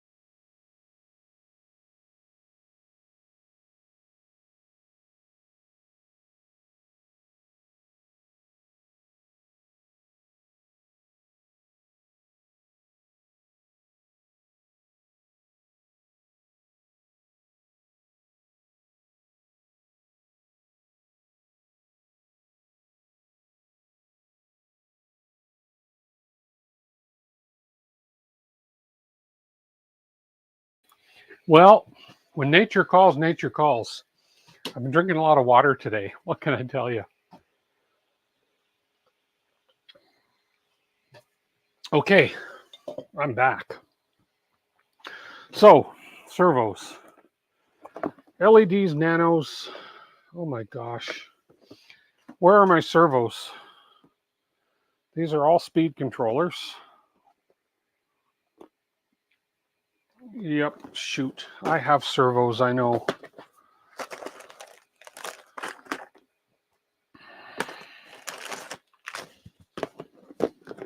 Please.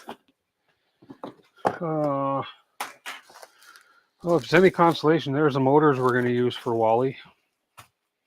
I still have 1, 2, 3, 4 of these left. I'll use those motors, or I'll use the little bigger ones.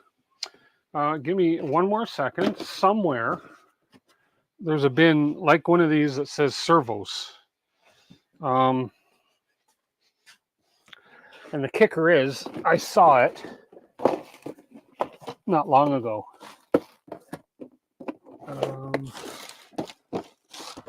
Is it in here?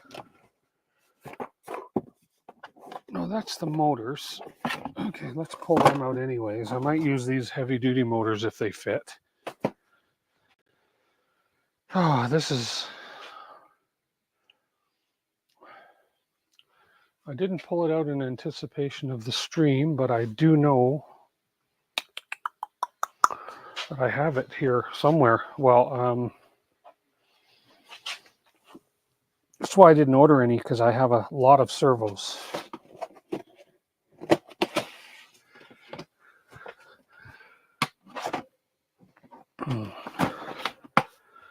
Okay, this is annoying. You know, right after stream, or when I'm not looking for it all, it'll hit me right in the face. It'll say servos. It'll be there. I have I have about 6 bins of electronics, and one of them is strictly for servos. Boy, oh boy. Okay, remember, your mic is live. No swearing. Your mic is live. Your mic is live. Tim. It's not that one. It's not that one. Well, I'll be a monkey's... whatever you want to be a monkey's of.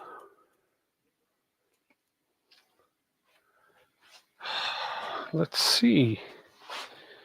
The problem is I have too much stuff. Oh, okay, patience. They say patience is a virtue. Pop away. Did you miss what? Did you miss what? Nothing. You missed. You're hiding my servos. I have a bin full of servos somewhere.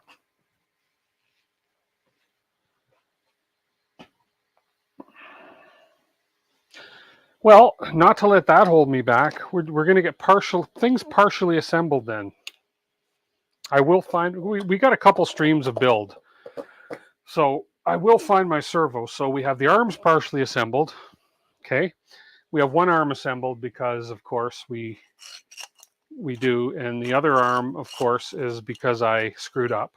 So we're reprinting the other parts for the other arm. We got the eyes started. The eyes have it. I still don't know what these little pieces right here are. But I'm right there. That and that. I do not recognize those pieces at all. But that's okay. Actually, let's zoom forward and see where they actually go. Oh, paper clips. Oh, those are just bent paper clips. Okay, to connect the two servos. Okay, fair enough. Okay, that's why I didn't print them. If you can't find it, you have too much stuff. Sergio, tell me about it, man. I've got... But there is a shoebox bin, those plastic bins that says servos. I would bet my left arm on it that it's here somewhere, and that it's I got 3D boards. I've got a couple that are unlabeled, but I'm aghast. I'm without speech. I'm lost in lostness here as to where that would be. I really want that to be here. I really do. But okay, as I say, we're going to move along. I don't want to waste your time. I don't want to waste my time. So we got the eyes partially going. But I can get the idea, at least, that this is going to go something like, oh, there's some more supports I didn't remove here either. But this is going to go something like this. And then we have a nice long rod that's going to go something like through here, all the way up through here, all the way up through here.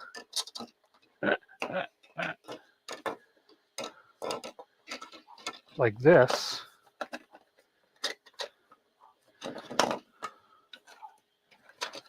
And this is going to become his whole eye assembly. Okay. That aside for now, just because I can't finish the eyes because I can't find my freaking servos. Let's go on to what the next step would be.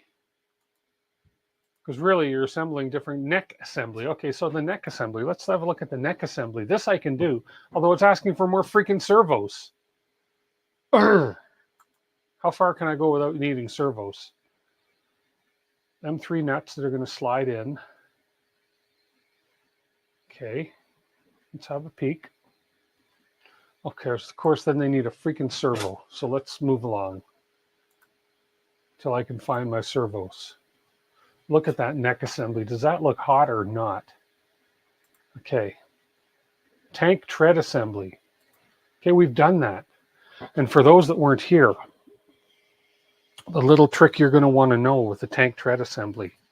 They are done. I showed you a little bit at the beginning how these things get assembled. But at least you look more organized than you do. I'm supposed to be organized. Oh man. Anyways, I mean, if you saw down here, like, look how neat and organized it looks down over here. Here.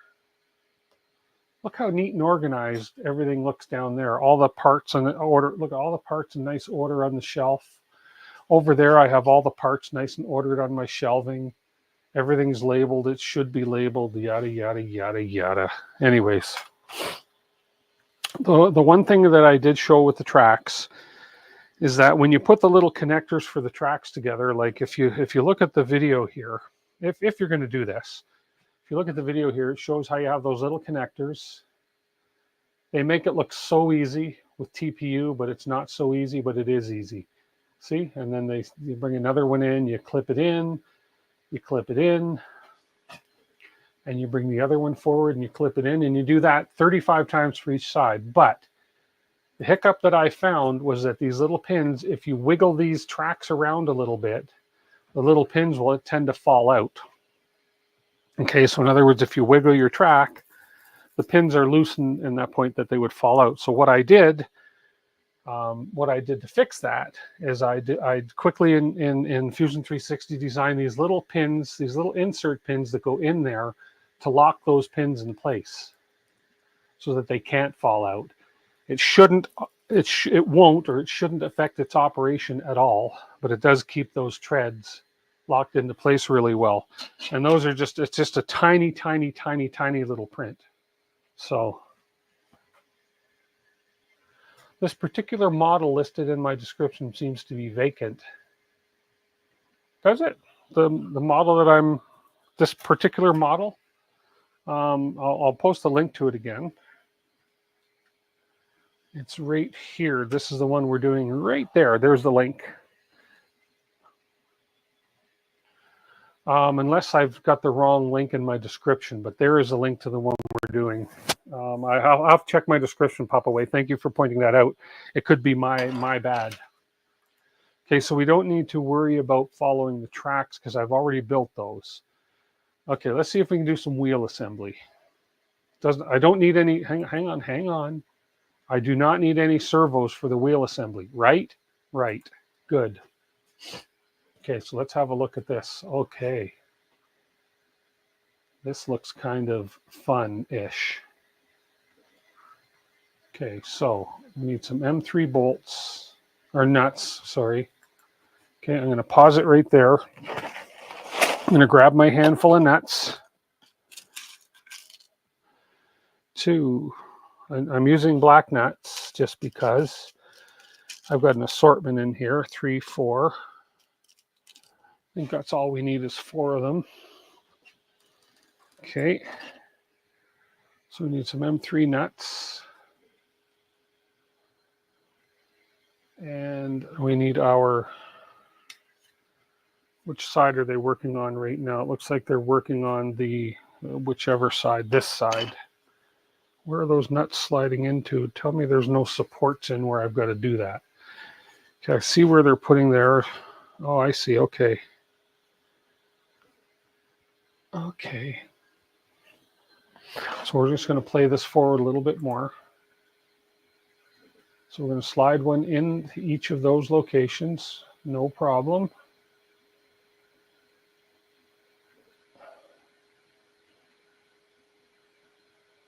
That gets glued there. Okay, so let's go ahead and look at that. So we have this part. So the nuts are going in here so that there's one there and one here, and it goes in through the bottom and in through the top. Now, I don't know. Let's just see. There's no supports in there. Good. Oh, yeah, I didn't print supports on this at all. So this nut should slide in there nicely. Let's see. Okay, that one's in, and it's actually got a little bit of stickiness to it, so it's not going to fall out. This one here, I need some tweezers. So we're going to slide this one in here. Okay, let's see if I can't get that pushed all the way in. This one doesn't want to stay in as easy.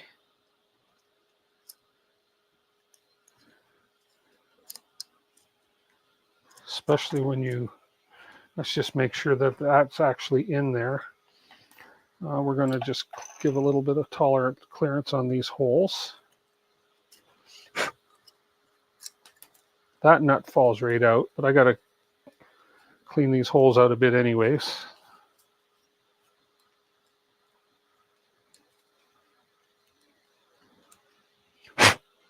Okay.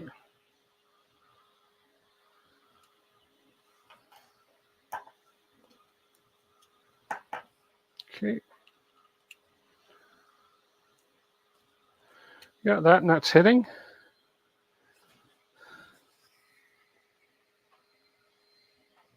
Don't discriminate. Come on. I have silver and I have black nuts. Oh, get in there.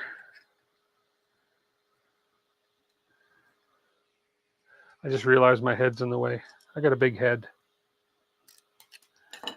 Here, this will be a better, not that one. This will be a better display for you here. There's a little hole right inside. Right in there. You can barely see it, that I got to get that nut in.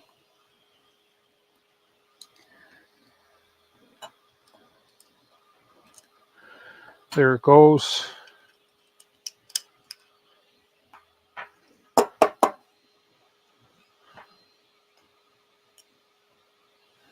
think that's in.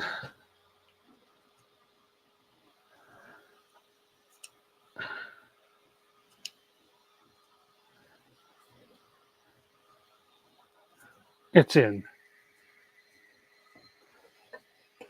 Okay. Now it wants me to take one of these and glue that onto there. Like so. Is that supposed to sit that crooked? Or is there a right and a left?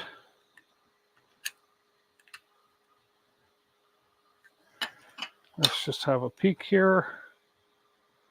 And they are the same. It's just the angle that's on there. You can see that's on a little bit of an angle. So that's obviously got to be right. So let's get some glue and activator ready.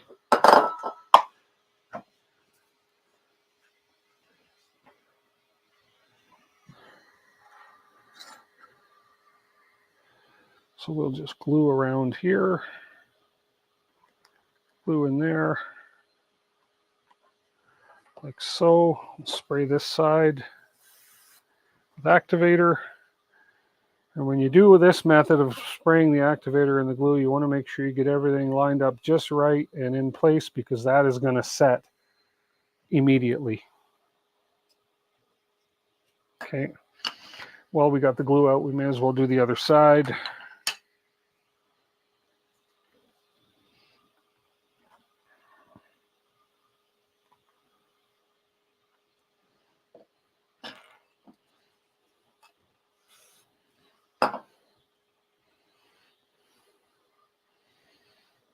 And activator and glue and stick, stick, stick, stick, and it sticks.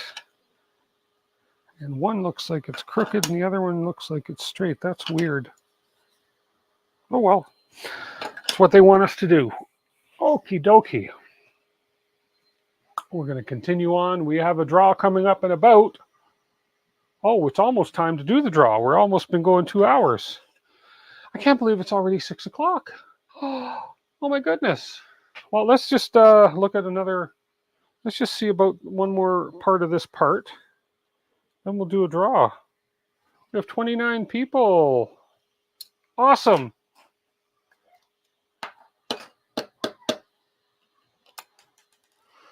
Okay, before I do that, I'm just going to give these holes a little bit of clearance cleaning.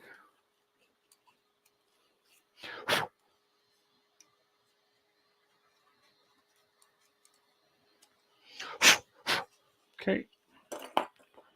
Throw in these dear nuts. Them these nuts. Okay, and one more nut right here. Right here, right now. And then we are going to do a draw. And then we are going to continue this build next time on DeWitt 3D Canada. If I can get this nut in place. There we go. That nut's in place. And that nut's in place. That one's in place. All my nuts are in place. Yay. Okay. What do you think? Should I finish one of these tracks?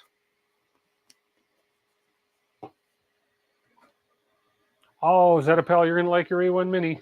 Ooh, we got an A1 Mini printing right there. You're going to like it. She's a good printer. Okay, let's just have a quick peek. Maybe we'll just... Actually, you know what? No, let's take a break. We're going to do the draw for Polymaker Filament. Then maybe we'll finish putting one of the side tracks together. See how that goes. So let me go ahead and set up the draw. You guys know the rules.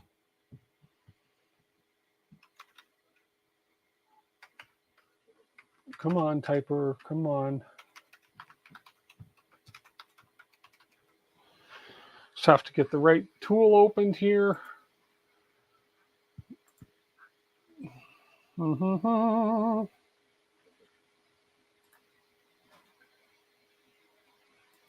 So we are giving away a free roll of Polymaker Filament, courtesy of Polymaker, partners with DeWitt 3D Canada. And I want to thank Polymaker for making this possible. Everything you see printed on this table, I lie, everything except those little red things is Polymaker Filament. TPU, PETG, CF17, Fiberon, and Polymaker PLA. So go ahead and chat. If you're in chat, type that in chat for your chance to win a free roll of Polymaker Filament, folks. Hashtag Polymaker. If you did it a little too soon, you might want to do it again. Joe Rust, I'm not sure if you did. You might want to just enter just in case. You cannot enter twice. It won't let you. So be sure that you did enter possibly. If you have won within the last 6 weeks, you are not eligible. I do have my list here, so I will keep you all honest. But we are going to do that. And thank you to, and I'm going to check, but thank you to 3D and T Printing. We may do 2 draws next week because they decided to pass it on in the draw they won last week. So we have 30 people on stream. We have 15 entries so far. 17 entries are going. 17 entries. We have 17. Do I hear 18? Do I hear 18?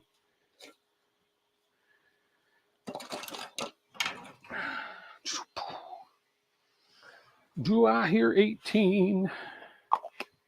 And then we will, after we do the draw, we will. I'll have a look and see what's involved in finishing up one of these tracks and see if it's see if I have the time to do it. I think I got one of these pieces glued on crooked, so we'll see. Yeah, although it's okay if it's a little crooked because Wally is a little crooked himself. He ain't no perfect robot.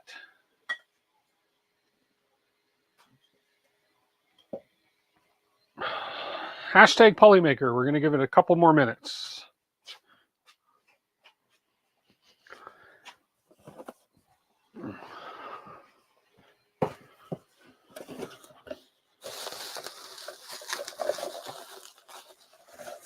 Hashtag Polymaker, folks. In the meantime, I am looking at motors and deciding which motors are going to work for this Wally build. I have 2, 4, 8 of these other Pololu motors. I have a lot of motors to choose from. Would love to go with the fastest possible motor.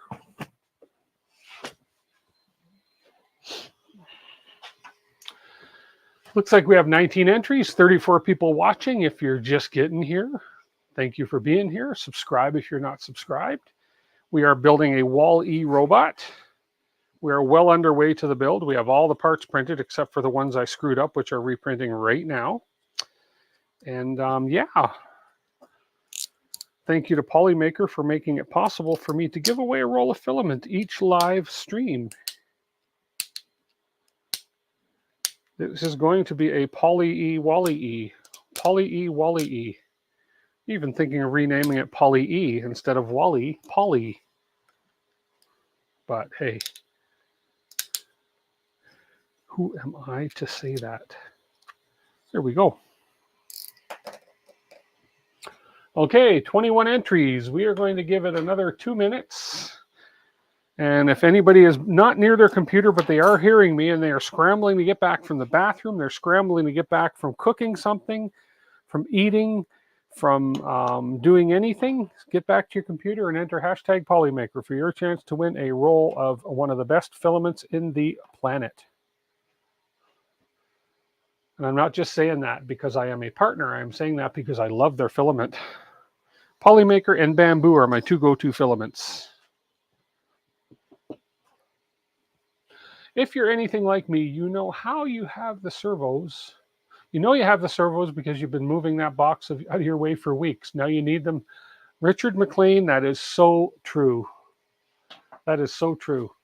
We've got 1 more minute. And in that 1 minute, while you guys are entering hashtag Polymaker, I'm going to look. And if I find that box of servos now, I am going to go ballistic. Well, you know what's going to happen. It's inevitable, and I bet somebody out there knows exactly what's going to happen. And you can tell me what's going to happen, but I'll tell you what's going to happen. I'm going to end the stream. I'm going to say, dang, I can't find my servos. I better order a bunch more. They're going to arrive from Amazon. Then you know the rest of the story. You know the rest of the story. That's exactly what's going to happen. Good thing servos are not expensive. So, okay, here we go. We're going to do the draw for a roll of free Polymaker filament. Good luck to everybody. Okay, remember, if you have one within the last 6 weeks, I do have your names down here. You will be ineligible, but good luck and good luck and good riddance. No, good riddance, just good luck. Okay, here we go, guys. Let's just do the draw. And let's see, who's going to be the lucky winner tonight? Looks like the winner is going to be Steve L3D. Steve L3D. And he is eligible to win. Steve L3D, if you are in chat, please say something. Congratulations.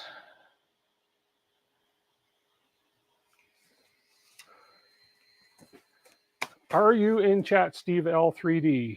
There you are, Steve L3D. Awesome. Congratulations. I am excited. Congratulations for winning.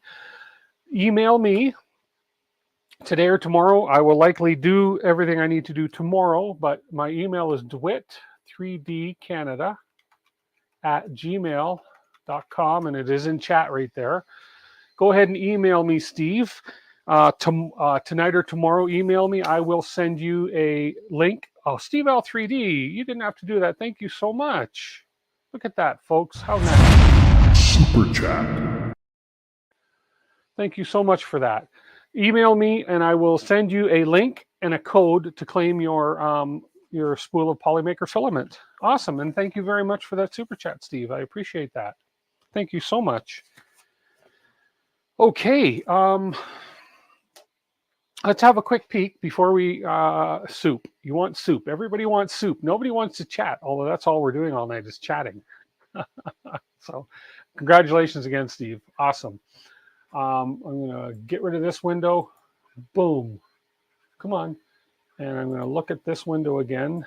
And let's have a quick peek and see what's going on if I want to continue.